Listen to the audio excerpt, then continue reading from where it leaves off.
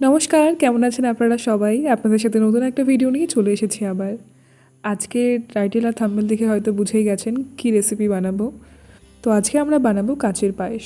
অনেকে এটাকে সাবুর পায়েসও বলে, আবার কেউ কেউ এটাকে কাঁচের পায়েসও বলে।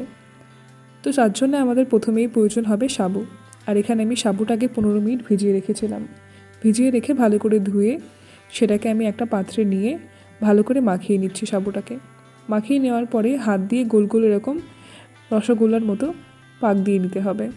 তারপরে গ্যাসের উপরে কড়াইটা বসিয়ে তার মধ্যে দুধটা, এখানে আমি 1.5 কিলো দুধ ইউজ করেছি। দুধটা দেওয়ার পরে এর মধ্যে আমি দিয়ে দেব কয়েকটা এলাচের ফল, দিয়ে ভালো করে দুধটা নাড়িয়ে নেব। আর আমি এই পায়েসের মধ্যে কোনো রকম চিনি ইউজ করব না, যার কারণে এখানে আমি কিছুটা মিশ্রি দিয়ে দিলাম। আপনারা চাইলে চিনি ইউজ করতে পারেন।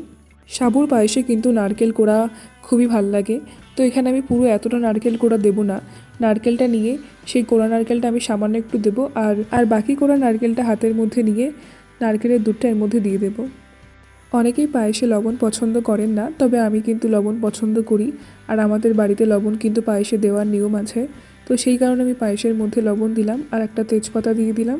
তারপরে এই গরম দুধের মধ্যে দিয়ে দিতে হবে এই সাবুর দানাগুলো, যেগুলো গোল গোল মিষ্টির মতো পাকিয়ে রেখেছিলাম। আর আপনারা এই সময় কিন্তু ঘাঁটবেন না, আমি একটু ঘেটে ফেলেছিলাম। দেওয়ার সঙ্গে সঙ্গে নাড়ানোর কারণে এগুলো একটু ভেঙে গেছিলো আমার গাফিলতির কারণে। বাট আপনারা কিন্তু এরকম করবেন না। আর ভিডিওটা ভালো লাগলে অবশ্যই একটা লাইক, কমেন্ট, শেয়ার করে পাশে থাকবেন। ধন্যবাদ।